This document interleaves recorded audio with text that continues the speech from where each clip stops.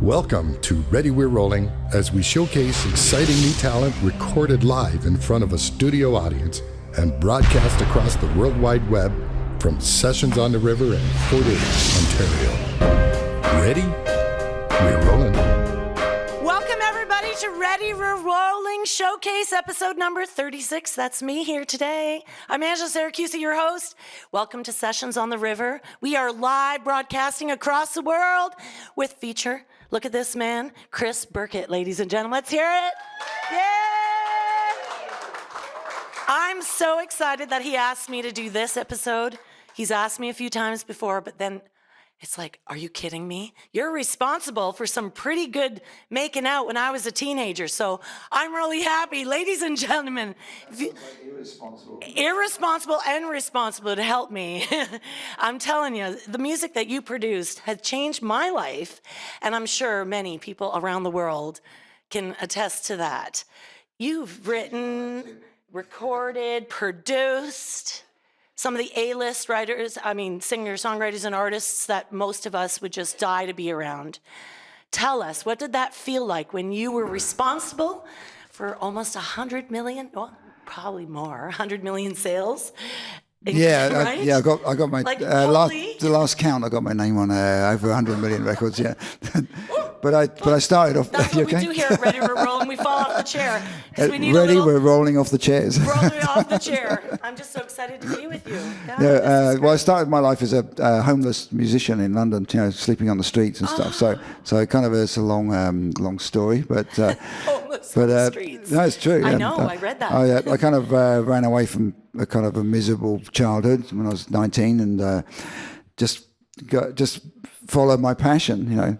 I believe that if anybody follows their passion in life, then everything goes right for you. You got to find out what you're here for, right? We're all here for a purpose. We're all good at something. If you find out why we're here, and you follow that, then it will work out for you. And my passion was music. I built my first guitar when I was 8 years old out of pieces of wood because I didn't have any money. So I just rummaged around in the garbage and put this thing together. And somebody gave me some banjo strings, and it sounded like a koto, so sort of doink, doink, doink, doink kind of sound. But that's the first instrument I could make. I made that instrument to make music, and that's how it started. And it's been a really it's been a long voyage, and I've loved every minute of it.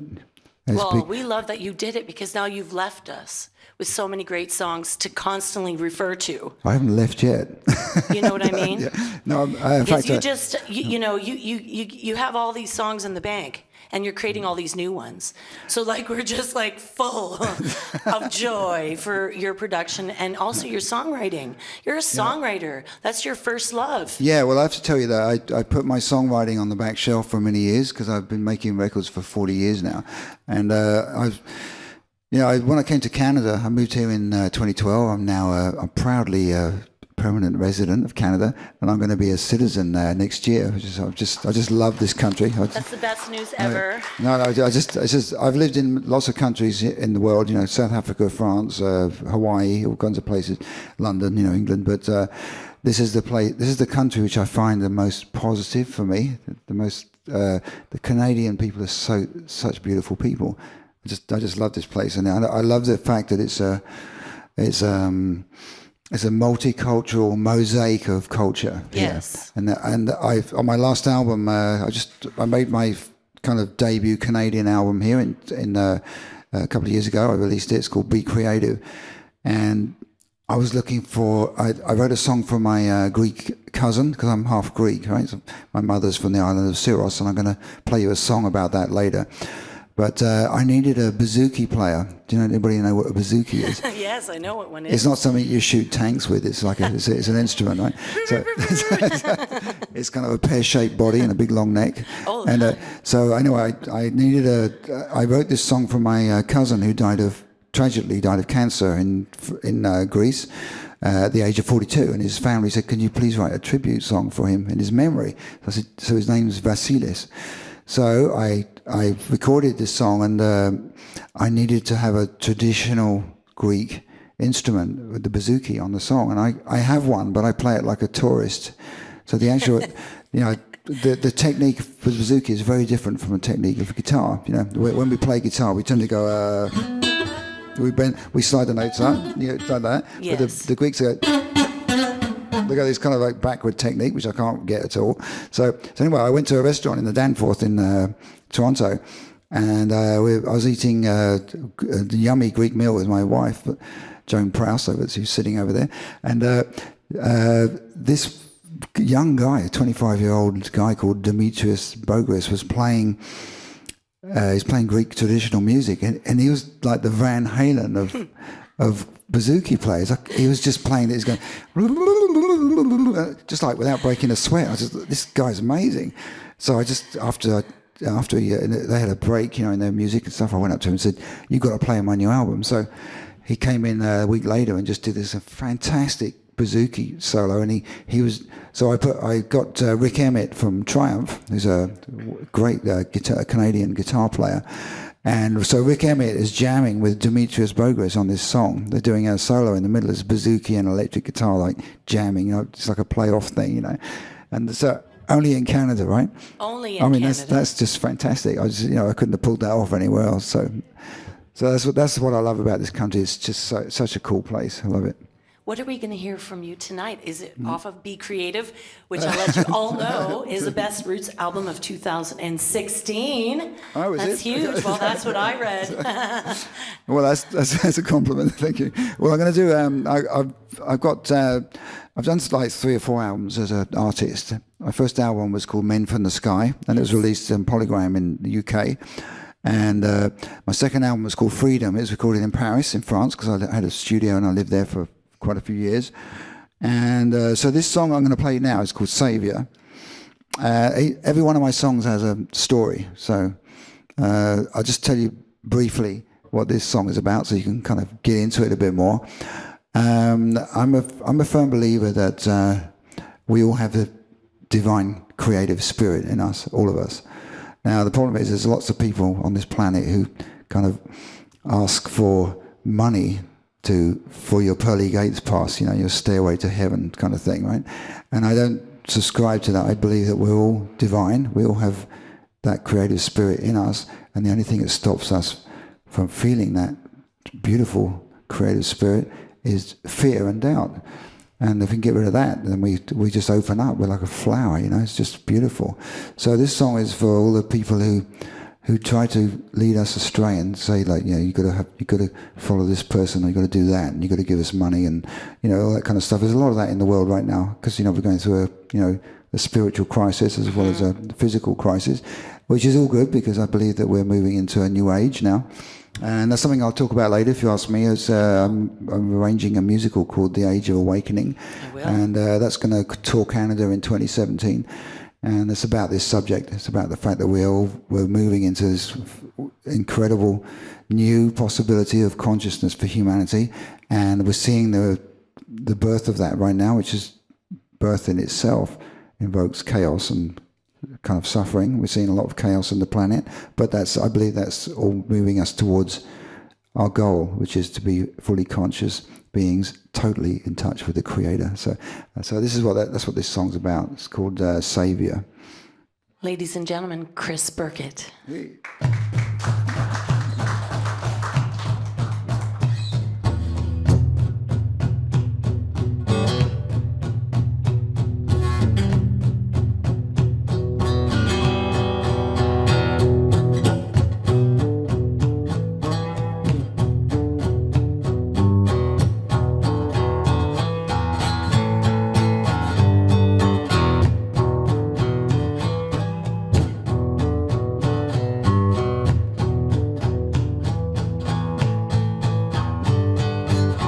What kind of work you do? Do they all follow you? What is the secret that has made you? Been searching high and low, I don't know where to go. Why don't you take me to your Savior? I will get down, get down, get down, get down, down on my knees and pray. Get down, get down, get down, get down, down on my knees.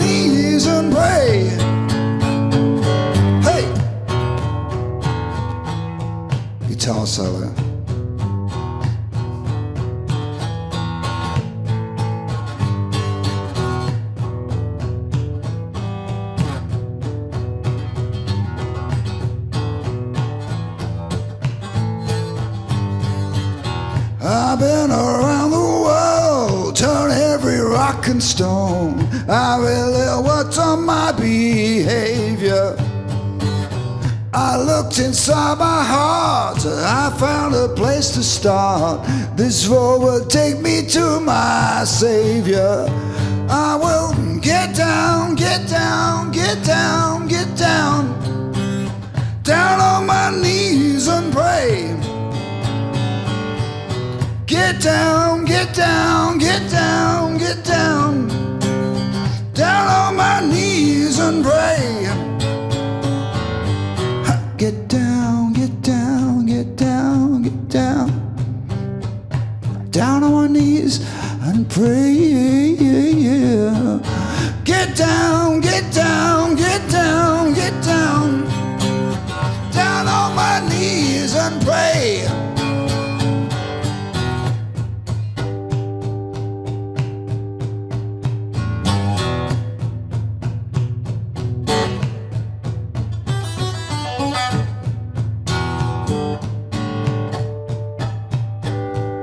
What kind of world are we living in today? Yeah. What kind of people are we dealing with? Who can say? Follow me, I will take you to my God.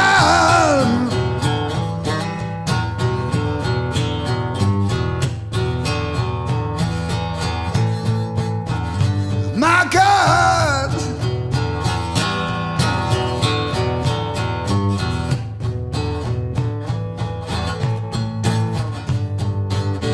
get down, get down, get down, get down, down on my knees and pray. Get down, get down, get down, get down. Let's have some audience participation here. Here we go, 2, 3, 4.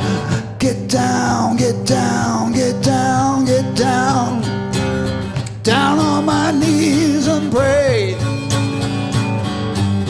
Get down, get down, get down, get down, down on my knees and pray. Hey.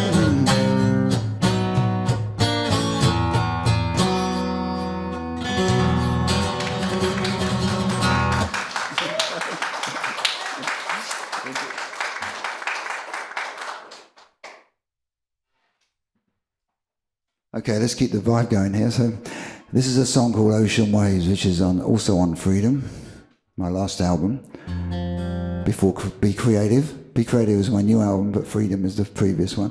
So this is called Ocean Waves. This is it's kind of a love song, but it's also about the beauty of nature and the way the ocean moves and everything. It's just it's wonderful. So.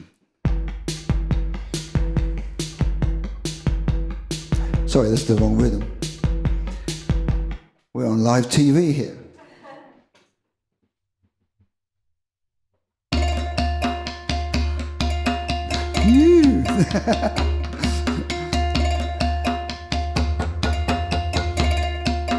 Here we go.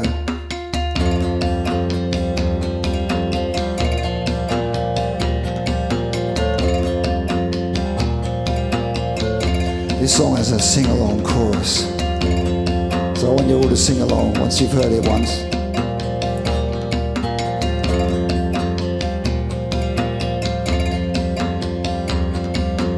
How can I convince you that my love is growing over you? How can I convince you that my heart is crying to be true? A deep, deep love is like a deep, deep ocean wave rising over me. A deep, deep love is like a deep, deep ocean wave wash me out to sea. How can I convince you? Before you, life was not the same. I convince you? Before you, love was just a game. Okay, got it now? A deep, deep love is like a deep, deep ocean wave rising over me. A deep, deep love is like a deep, deep ocean wave wash me out to sea. I'm longing to be true, may not be so hard for you to do. I'll take you by the hand, make you understand that I love you.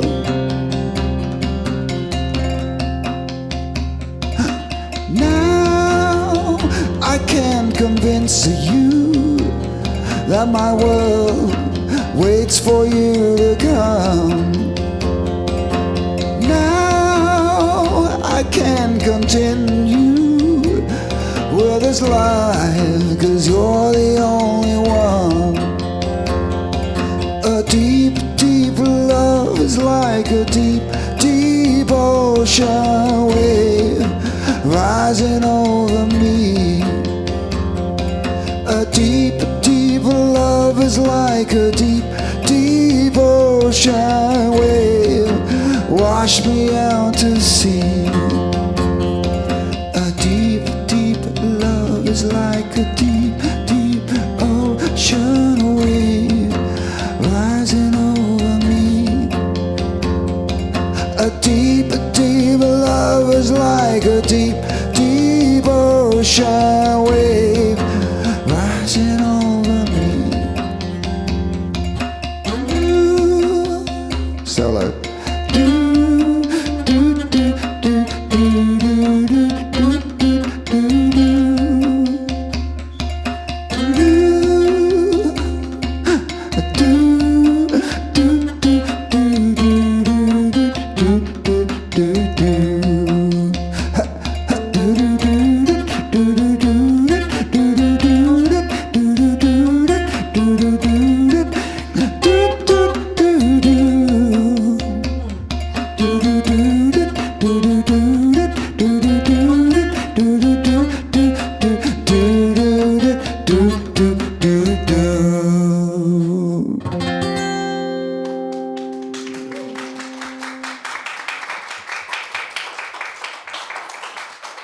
Thank you. Launching straight into my next song, which is called You Belong to Me. And it's a kind of love song. It's also from the album Freedom. Yeah.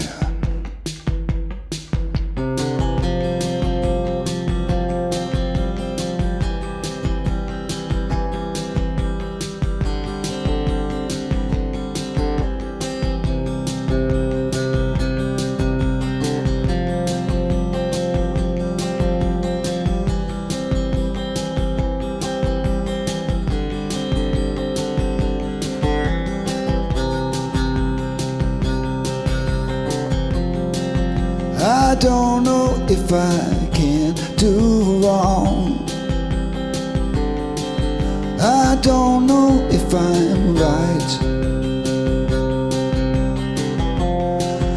I only know that I belong between your arms tonight. 'Cause you belong to me. You belong to you. We belong together, you and I. 'Cause you belong to me. I belong to you. And I know together we can fly.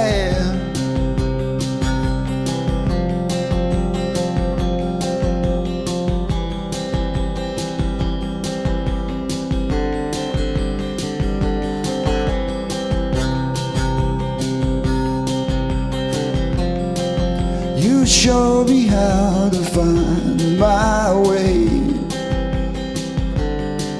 through life's eternal night. There's nothing else that touches me like your eternal light.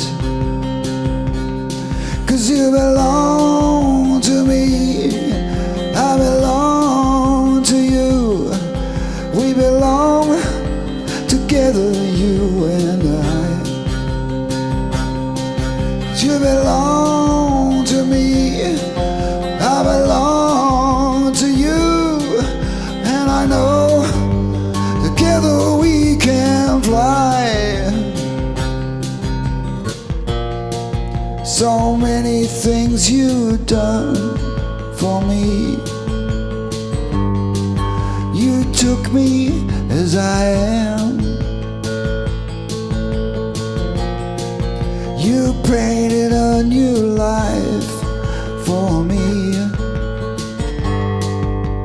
Now I know I can. Now I know I can. Power of love. 'Cause you belong to me, I belong to you. We belong together, you and I. 'Cause you belong to me, I belong to you. And I know together we can fly.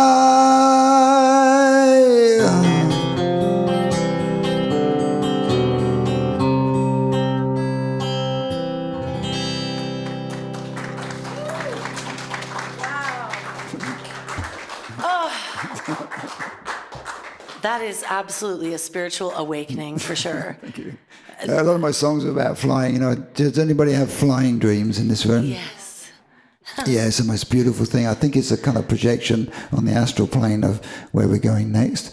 I think we have this incredible potential as human beings, and I think we sense that sometimes when we're sleeping. So I think flying dreams are a part of our future. You're exciting me because I'm always flying in my dreams. It's usually, it's funny actually, it's usually artists that get those kind of dreams much more than non-artists. It's part of the creative process, you know. Creativity is flying, you know. So I write that a lot in my lyrics because I think it's I work with shamans from Peru. Yes. And I had during one workshop, I had this incredible vision that I was flying over this forest, and there was a fire in the forest, and I was actually in the body of an eagle, and it was so real. I actually really felt that I was in this eagle's body, and I flew over this big campfire in the forest, and there were people sitting all around. I could see all their faces lit up by the flames. It's just such a beautiful vision. I had that vision many times, so I think that's it's kind of interesting. You wake up feeling refreshed, excited. Yeah. Inspired. Depends what you've had to drink the night before. Let's speak about the night to drink before. How did you end up with all this amazing luck? Where did you end up that you met up with all these people that spurred that opportunity, that got you all of these things? Like, can I say some facts for our studio audience as well as people at home? Facts You're a good. 3-time Juno Award winner. 3-time International Ampax Golden Reel Awards winner, and that's for excellence in music business. You're a Polaris Music Prize recipient. I mean, it keeps going on. How does that feel as a musician and an artist? Does it get to your head, or do you really just say, "Okay, now I have to be better"? Actually, I look at the creative process as a gift, and I don't assimilate any of that to myself. When I write songs, I don't actually write the songs; they come through me. So I believe that I'm just a channel for something. So it gives me I have a sense of gratitude about everything. So I try not to let it go to the egocentric part of myself, you know, because it's the attitude of gratitude is such a beautiful thing, and it gives a real inner strength when you wake up in the morning and you say a prayer of gratitude to just being alive and being able to do what you do, you know. And I think it's just, you know, just I've always just followed my passion.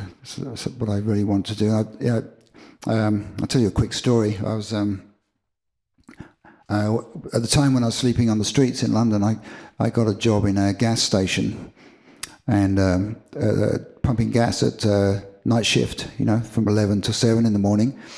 And one night at 2 o'clock in the morning, this guy came in and said, "Are you Chris Birkett, the guitarist?" And I said, "Yeah." I thought he was going to shoot me or something. And he said, "We're in a band called the Montana Red Dog, and we're going to Germany tomorrow for an 18-month tour, and we don't have a guitarist. Would you like to come?" I said, "Yeah, sure." So I just, I said, "But wait until the morning, and I'd pick me up at 7 in the morning when I finished my shift." And I grabbed my stuff out of my apartment and left a check and just got in the back of the truck and went to Germany, and everything changed for me. From that point, I got to play with Rufus Thomas and Peebles and King Floyd and Gene Knight. All these great Memphis artists came over, and we happened to be a really good soul band. So I got to meet all those people. So my point in my story is that if you just take chances and just take what comes at you and just do it, don't worry about anything. The universe will provide. None of us, we're all worried about. We spend so much time in projecting fears about the future and everything. But we're all alive. We're all eating, and we're all here now. There's nothing to worry about. There really isn't. And I think just find out what you're really good at. I believe we all have a kind of soul contract. There's a reason why we're actually here in this life now, in these bodies. And I think if you can find out what that is and just follow that, I think that will open so many doors for you. And that's the way I've looked at everything, And it's just a gift. I've just been given a gift. I feel, the gift of being able to play music, and it's just I'm just full of gratitude for that. So. Well, I feel actually gifted just to hear you speak this way and liberated, because as an artist myself, you always get down on yourself at times. You think you're not being enough. You're not, getting there, but then you realize you have fans and people that appreciate you. I'll give you a little tip. Tell me. Don't be goal orientated, because when you're goal orientated, it's you're putting you're self-imposing a structure on yourself, which is may not be attainable, and you're going to get depressed if you don't attain it. Don't worry about goals. I learned from a very young age that I was in the Gurdjieff Society in London for 15 years, and I learned how to do things without goal orientation, and it really helps, because you don't. Buffy St. Marie, who was an artist I do a lot of work with, she said that I have the patience of a saint in the studio. It's because I'm not goal oriented. I don't think we've got to get this finished. I just let everything just happen. If we're gonna get it finished, it's gonna be finished. If we're not gonna get it finished, it doesn't matter. We'll find a way around it. So if you remove the goal orientation from songwriting, just say, I'm not trying to write a hit song. I'm just going to let something come out when it needs to come out, and I'm not going to steer it and get in the way. I'm just going to let it manifest. Then your songs will be so much better, because you're not trying to do anything with it. We're always trying to do something. We're always trying to reach a goal, and that is a real problem for us as humans, I believe. Wow, that is enlightening, and I'm going to actually ponder that tomorrow morning meditation. But we're going to hear some more music from you. And what are we going to hear now? Well, actually, I want to tell you just quick. I don't know how much I'm supposed to talk on this show, but you are. You're the best storytellers to date. Anyway, thank you. Anyway, this is a story about my past, my years as a homeless musician in London, and I wrote this song called "Homeless." Because any one of us can be homeless at any time. It's not, we think we're safe and whatever, but it's not a bad thing being homeless. It actually gave me a huge inner strength where I became fearless. Because if you get to a point in your life where things are really, really bad, the only way is up. Whether you die, that's still the only way is up, or whether you just get out of it, it's still up, it's still good. So if you get to that bottom point, and I reached that point a few times when I was in my 20s. I was really depressed, and I stupidly tried to kill myself by holding my breath, which just doesn't work. Because you kind of pass out and then you start breathing, right? So it's a waste of time. But anyway, so I wrote this song because I lived in Paris for years as well, and I saw many homeless musicians playing for a living down in the subways of Paris, and I just felt that it's just society does not value art. No. And, what is the planet Earth without art? It's the planet A. To get that, anybody get that joke? Yeah. Take ART out of Earth and you got A-E-H, It's like, in England we say the planet So we need to value art because artists are, I believe, are the channels to truth for the future. And artists can show the way for us to develop our consciousness and our connection with our divine selves and our spirit.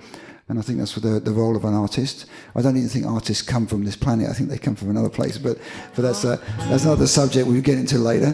But anyway, this is a song about my time as a homeless musician in London, and it's also dedicated to all homeless people all over the world. So, and excuse me if I kind of cry at the end of this because the song always invokes emotion in me. So I'll just make an excuse now until that happens, in case that happens. Okay? Well, I'm going to tell you in advance, now I'm going to cry. So when you see me cry, now you know. Ladies and gentlemen, Chris Birkett. Okay.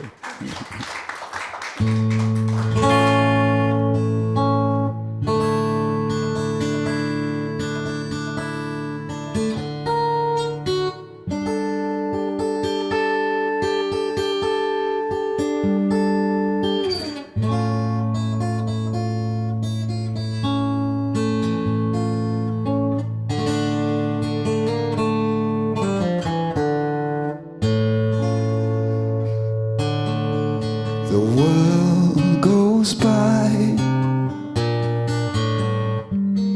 I watch them fly, each in a circle of their own.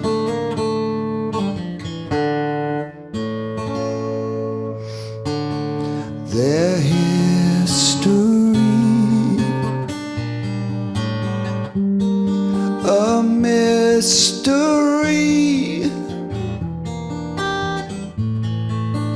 Where do they come from?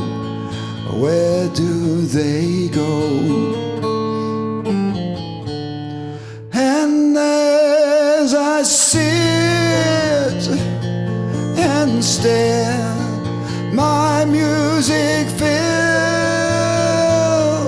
the air. Is anybody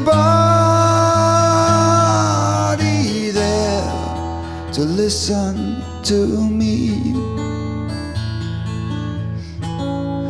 I breathe the air like you, and I can cry like you. One day you'll leave this place just like me. Here but for the grace of God you could be.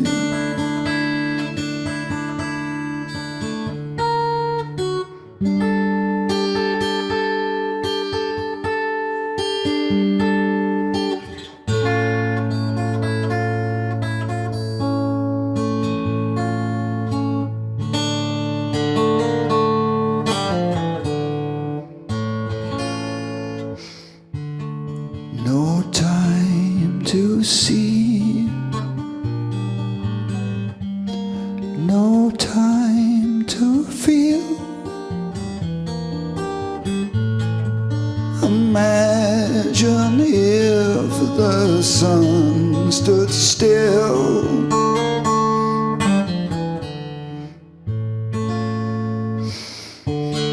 Without those trees, no you and me,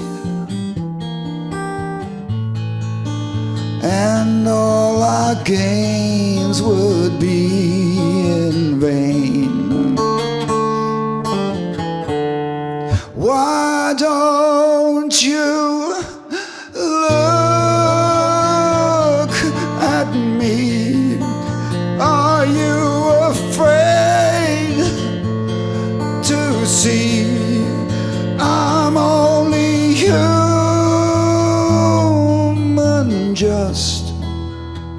just like you. And when you pass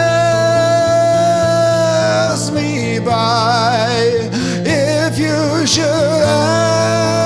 ask me why, how I became like this, you'd see. Yeah, but for the grace of God you could be.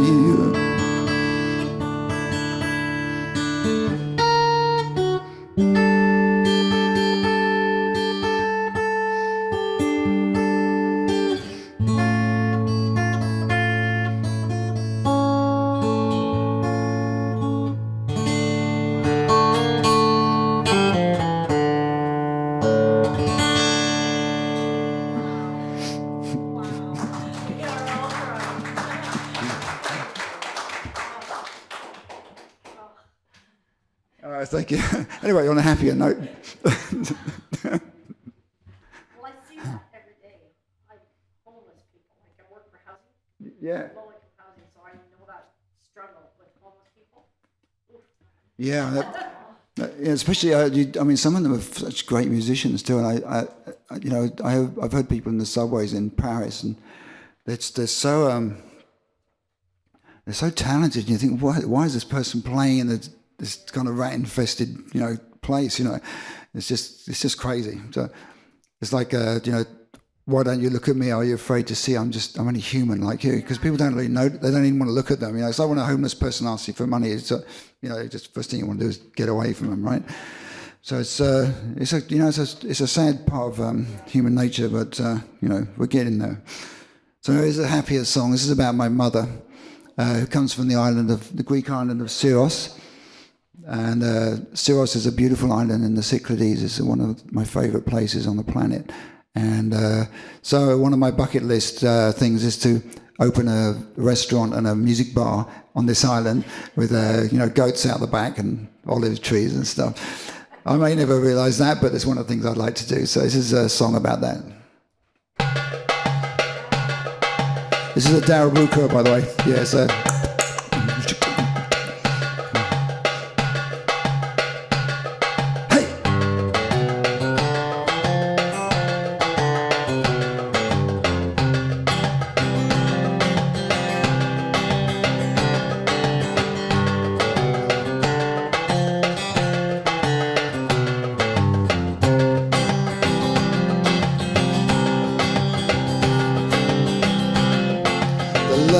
that we feel, something so real. Now I know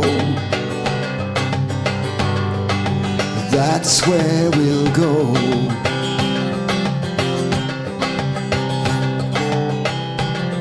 It'll take us to places, we'll meet new faces that we don't know. That's where we'll go. We can live the perfect dream, this future that we both have seen. I'm in you and you're in me, on and on to eternity.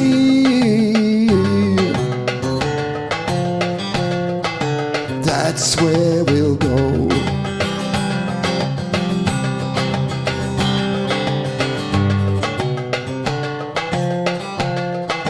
That's where we'll go.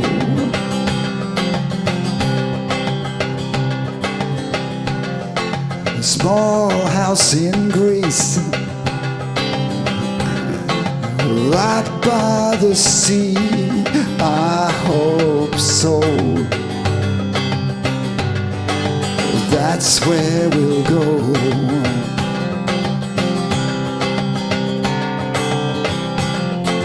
A little music bar, just like this one, where I can play my guitar till the goats come home. that's where we'll go. Yeah, we can live the perfect dream, this future that we both have seen. I'm in you and you're in me, on and on to eternity.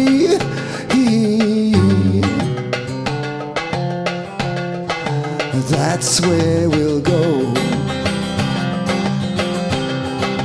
Yeah, yeah, yeah.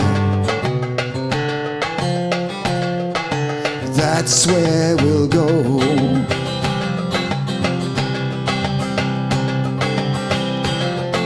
An old rusty car with olives in the yard. I hope so. That's where we'll go.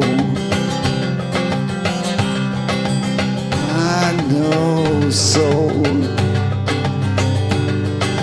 That's where we'll go. I hope so. That's where we'll go.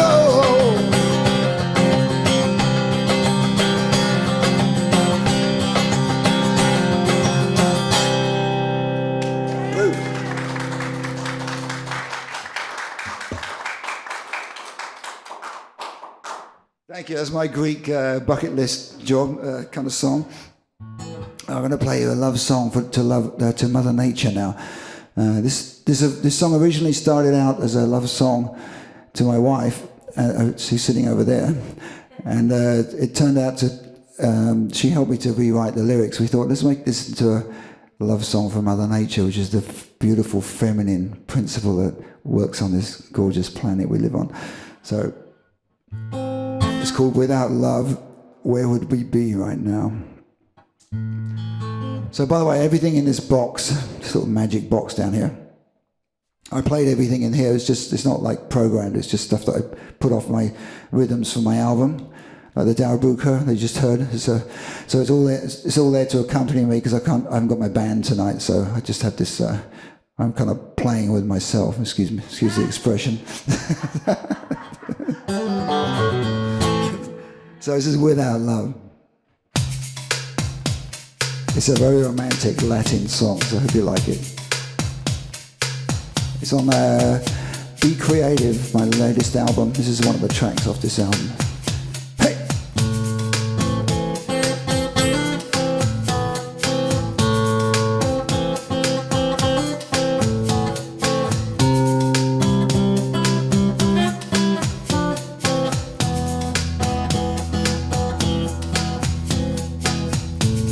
You gave me the sun, the air, the sea. You gave me the wind, the stars and trees. You gave everything to please me, and you made it all so easy. The sunlight that plays upon the lake, the moon and the silver light it makes. They light the way for us lovers, helping us to discover love. Without love, where would we be right now? Without love, ooh.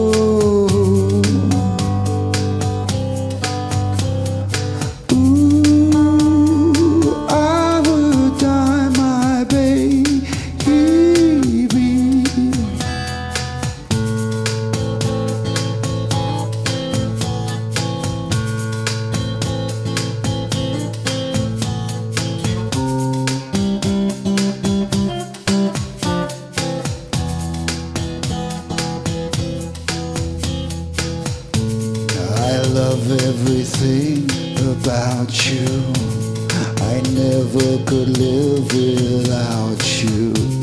You turned my heart round towards the sun. open my flower to her love. Without love, where would we be right now? Without love,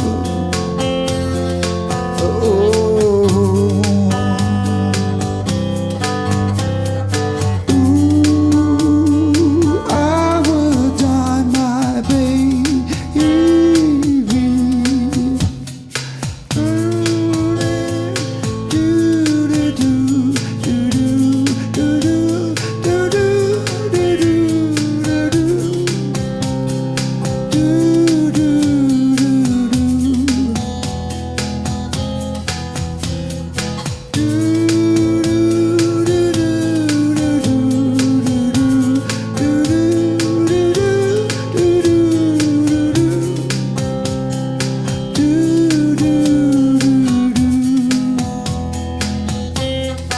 Without love.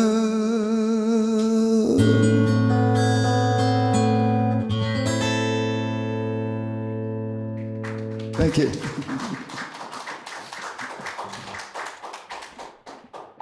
Wow.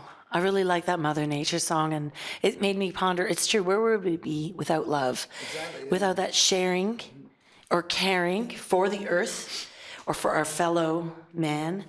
What are your thoughts on that, the way we're actually going and the way we're moving?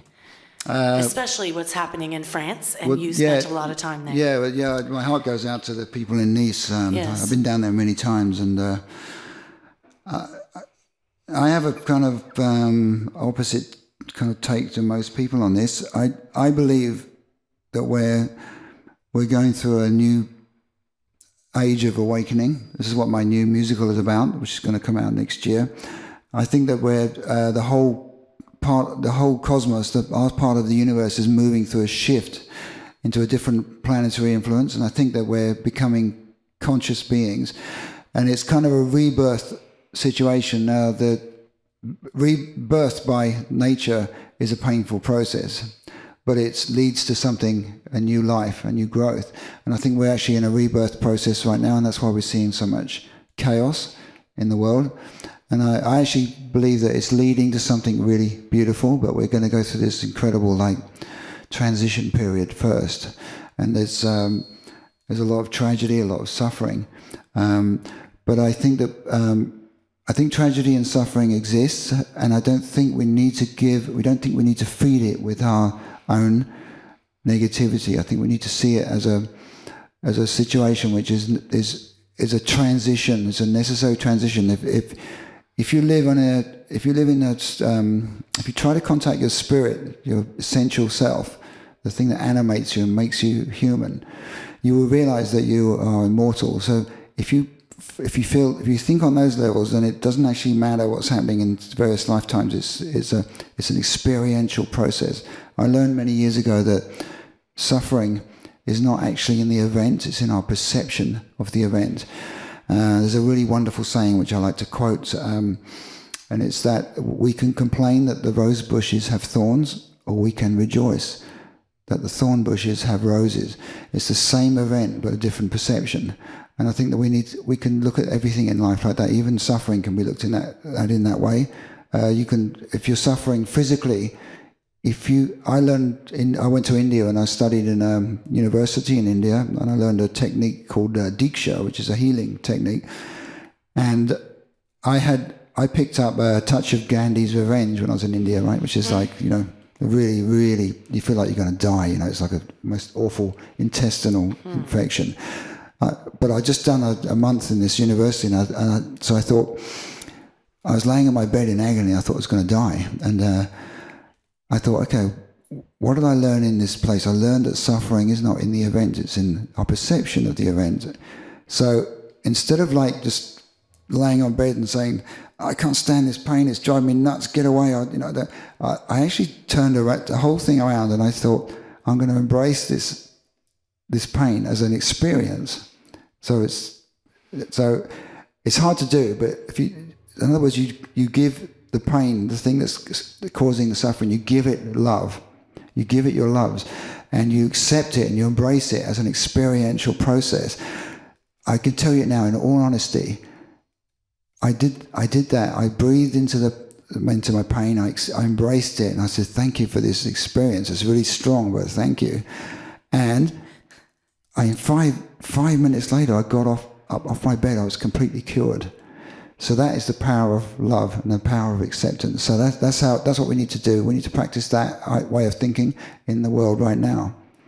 I believe you. Without love, yes. where would we be right now? Where would we be? Yeah. So we have to embrace what's happening to us as an experience, and that would really help us to understand that.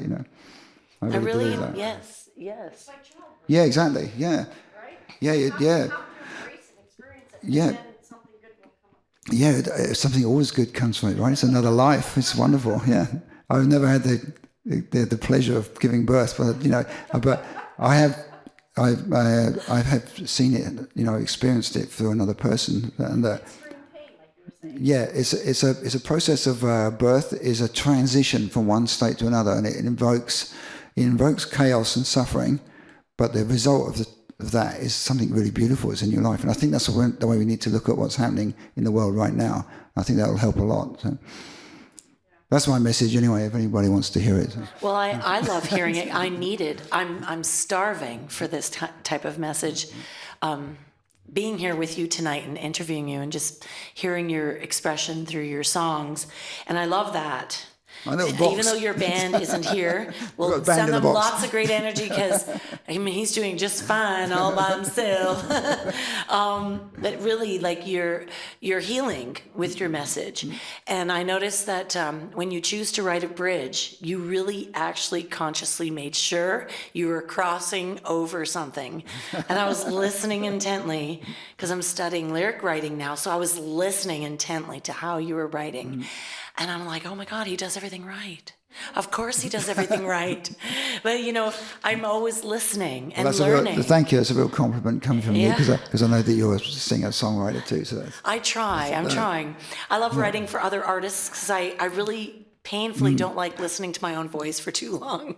Well, that's not a bad thing. It means that you're self-critical, which is good, because as long as it doesn't turn into a destructive criticism, because we do suffer from that a lot. Yes, I'll promise I'll work on that part.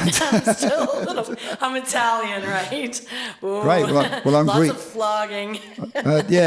Self-flagellation. We're saddled with that in our culture, I know, and it's a thing we have to get out. And the other thing that really I'm a real campaigner for is female rights, because I believe that the power of the feminine power has been suppressed for thousands of years, and to our culture for various reasons. I won't get into too much of that because it's a sensitive subject.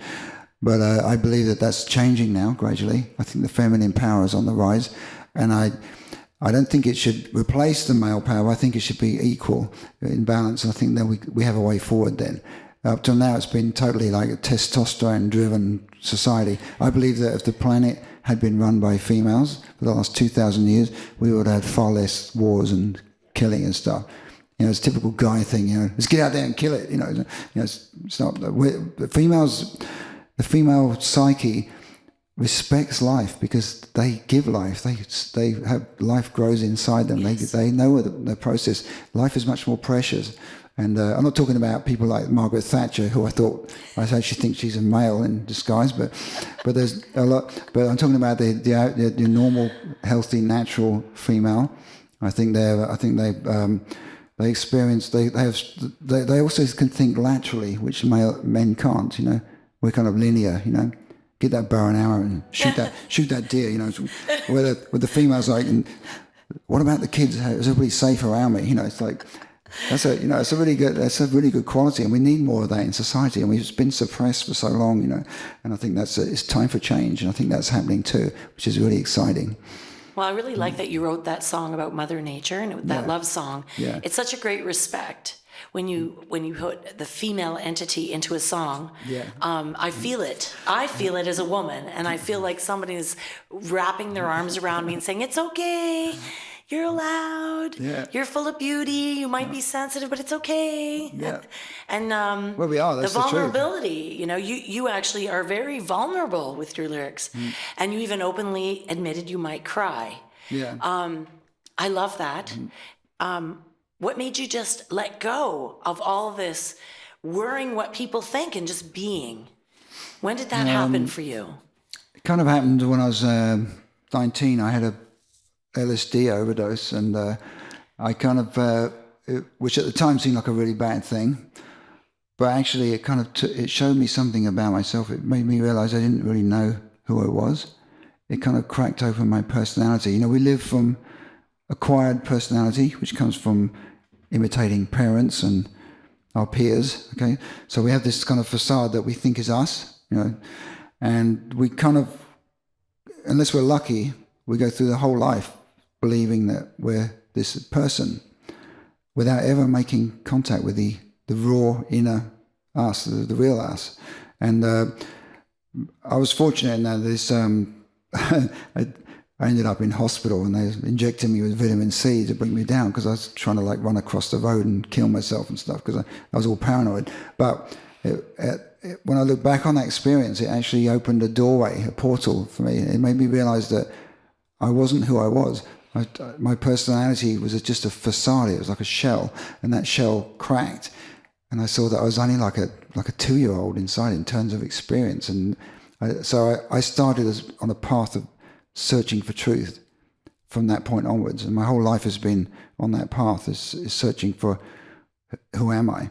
And when you connect with who you are, I think it's a really good starting point for beginning to really love other people around you and appreciate humanity and yourself in that picture. So I think that's I don't know if that answers your question, but it does answer my question. And it makes me realize why, when I was a teenager listening to your produced and engineered songs, why I felt always so alive listening. Even though the lyrics were sad, for some reason I always felt alive listening to a lot of the songs that you produced. And it was the way you produced it, obviously, but you didn't make us think of the message as intently as it was. You made us flow with just the experience of pain. And now you describe to us that you look at pain as something to experience. And I see that in your engineering and production work. You, even though the song is sad, you did something that made us feel something really great through that sad story. And I mean, I want to thank you personally for doing whatever it was that you did in that room. And I don't know what computer you used back then to do it. Actually, it was a real board. It's not about technology. I mean, technology is good, but it must never dictate the process. But it's actually about it's getting out of the way of the divine creative process. And if you can, because I'm not an egocentric producer, I tend to allow the artist to manifest without getting in the way. And then I sort it out later if it needs sorting out. So I take things really naturally and really quickly. Like Nothing Compares to You, one of the tracks I produced for Sinead, that was a one-take vocal. Now, if I'd been in a kind of an anal producer, I would have gone in there and made her sing it another 100 times, and it wouldn't have been anywhere as good. It was, the one take was perfect. I was like, right, that's it. That's the one right there. So it's just like getting out of the way of the music, letting it manifest through the artist. And that's kind of why I get on so well with female artists, because I'm not it's my way or the highway type person.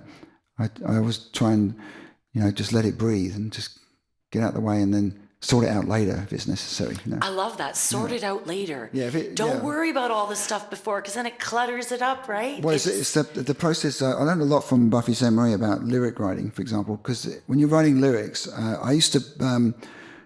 There are two definitive processes when you're creating any form of art. One is the first one is the creative process, which is you're bringing out you're channeling something really from a higher place through into the material world, right? You're kind of a vehicle, right? The other process is the editing, which is the usual human, like judging, approving, disapproving thing, right? Which we tend to do all the time.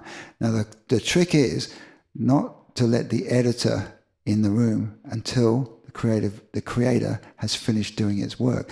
So Well, because it's a simple way of explaining that is that if you're writing a song, I tended to write the first, second verse, and then I'd look back and say, "Oh yeah, that's good," or I look back at the first verse without finishing the song. The editor would step in, and I'd say, "Oh, my friends would think I'm a real dick if they read that. I've got to take that line out," and stuff like that, right? So you're approving, disapproving. So that then as soon as you do that, the creative process is finished. You've killed it. Okay, so you've got to try and keep that out the way and just keep creating, just flow it out. Doesn't matter what, don't think about it. Just get it out, and then after you can open the door and say, "Come in, Mr. Editor or Mrs. Editor, and let's sort this out now and make it like work in a formatory way, But you've done the creation first, and that's come straight from the spirit, which is that's the key to me. And Buffy St. Marie taught me that. That's one of the gifts that she gave to me, that technique of lyric writing, which really helps. I love that, and I'm definitely going to use that because I've heard that before, not expressed like the way you said it, but it's true. If you stop that muse or whatever you think that you're receiving, and you start to be critical and judgmental, well, then she'll go away. Yeah. She might just leave because she doesn't want to hear all that because she's given you lots more stuff, but you stopped her. Well, it's actually the ego, which is connected directly to the personality, and the ego wants everything to be. That's what I was telling you earlier about not being goal orientated. It's the ego that creates the goal, right? So don't be goal orientated when you're writing. Just write for this pure beauty and joy of the creative process. It's beautiful. Don't try and do it for a reason. Don't try and write a hit song. Don't try and write a hit song. Just write what you want to write, and it's probably going to be really good because it's real. You're not trying to, form your creativity into something. You're not trying to steer it. You're just letting it happen. And I think that's really important. So. Well, I hear that nice mix in your music. I don't hear anything that's just the same sound. I hear this world music, actually, with a lot of influences of what I'm familiar with, but it's like, no, that's just totally original. That's Chris Burkett's music. And we can find your music on your website, chrisburkett.ca. Yeah, chrisburkett.ca. I've also got if anybody's ever in the Toronto area, which is where I live. Yes. I've got a summer residency at the 120 Diner on Church and Richmond Street in downtown. I play there every Tuesday night at 10 and I have guest artists every week. So you've got to come down. And I will totally come down. I'll bring a busload. Oh, yeah, it's great. You're going to love it. I've got some really, really great musicians with me, and we're on the same planet, on the same wavelength. And we start at 10 o'clock and play till midnight every Tuesday night right up to the end of August. And we can find all this information on your website. Yeah, it's on my chrisburkett.ca website, yeah. And your social media active all that almost stuff. sort of on a daily basis? Well, my wife complains that I spend 2 hours every morning on social media, but I have to because I'm doing it on my own at the moment, and it's I could use an intern or something to. I've got like over 2,000 friend requests waiting, but I've maxed out on my Facebook page, so I can't accept them. So I need somebody to sit there and write to every one of those people and say, please go to my fan page. But I just haven't got time to do it. So. Oh, fairy godmother of the heavens, we pray right now for Chris Burkett. Bring him an intern, the right one. Yes. Ladies and gentlemen, we get to hear him again perform. And some new songs, again, from your latest album, or is it? Yeah, I'm going to play, I'll just play one more song and then we should have a jam out and have some fun. This is a song, this song is really important. It's on my new album, Be Creative. It's the last track on the album. It's called Wake Up. And Wake Up was inspired by a great visionary First Nation person called Chief Seattle. In 1853, he did. It's a funny story, but I'll tell you the story.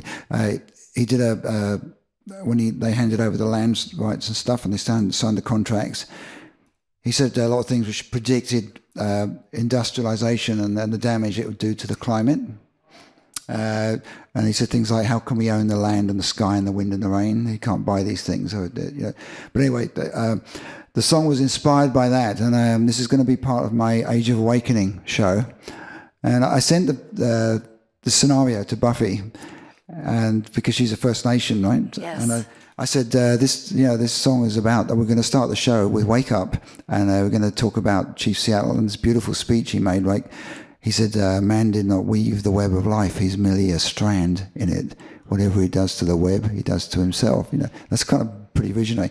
Anyway, Buffy wrote back to me and said, actually, Chris, you got to research a bit better, Chief Seattle never said any of those things. It was written by a film producer in 1971. I thought, oh, excuse my French. I thought, so what are we going to do? So anyway, what we're going to do, we're actually going to put that in the show. We're going to have this opening, because there's actually there's a lot of visionary stuff, which is, whether he said it or not, is just incredible. And it inspired this song, Wake Up. But we're going to have somebody, the First Nation person, coming on and correcting the narrator in the show and saying, hey, that didn't happen. This is the way it was. So it's kind of funny, but it should Well, be. we're live. Imagine, we're right across the world right now. You got some people watching back home. Hello, Hi, Mum. everyone. Hello, Dad. My mum lives in Australia. I hope she's watching this. We're rolling at Sessions on the River with Chris Burkett, ladies and gentlemen. Thank you.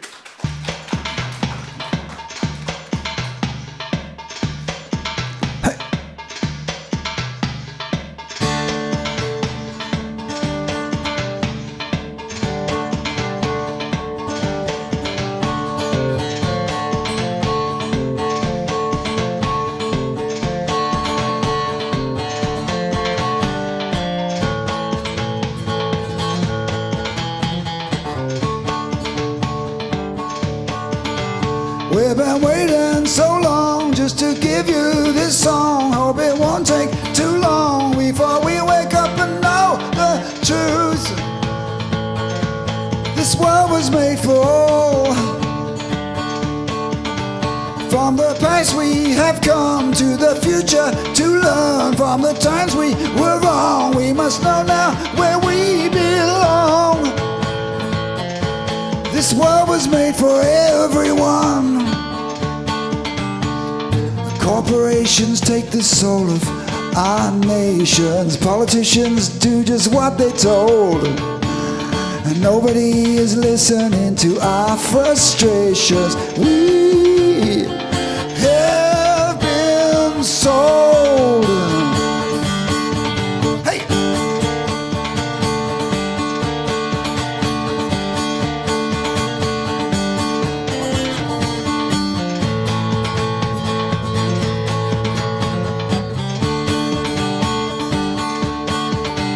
How can we own the land? How can we own the sky and the wind and the rain? There are things that we just can't buy. This world was made for all.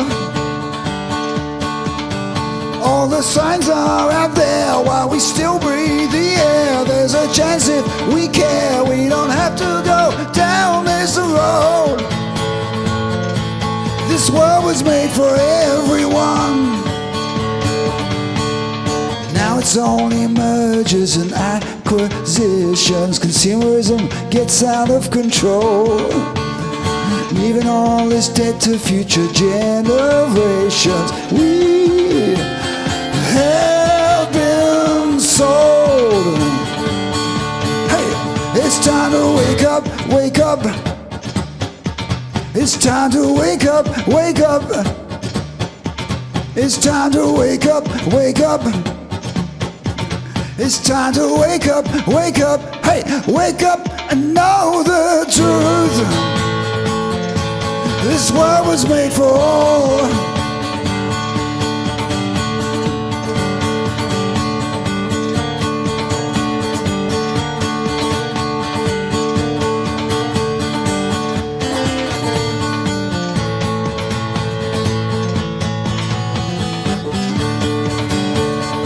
Wake up and know the truth.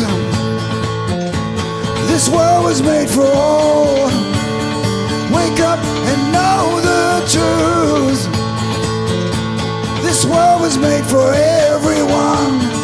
Wake up and know the truth.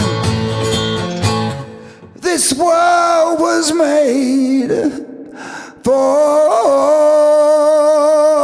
Yeah, yeah.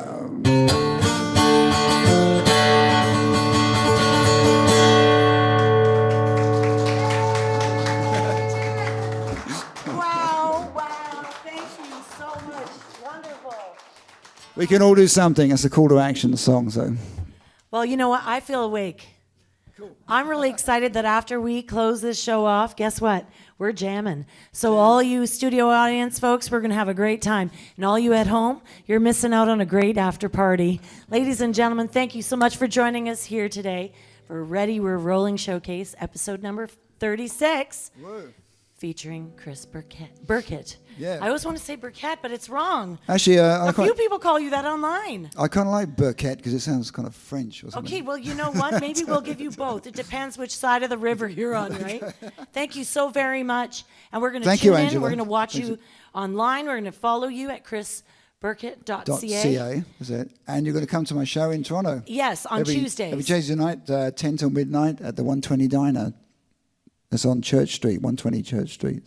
That's yeah, come on down. It's a real party down there. You're going to love it. It's wonderful. We go on much later than midnight, by the way. So. Oh, well, then we'll have to get a hotel and stay in town. I love it. Thank you very much, everyone. Have a great night. Thank you. From Sessions on the River, we'll see you again. Take care, everyone. Thanks for listening to the Ready We're Rolling Showcase at Sessions on the River. Join us for another evening of great music. A special thanks to Jim Winnie from J&B Music Full On Production. This has been an Earth, Sky, Water production. Tonight's show was produced by Chris Curry. You could be anywhere in the world, yet you chose to be here with us. Good night.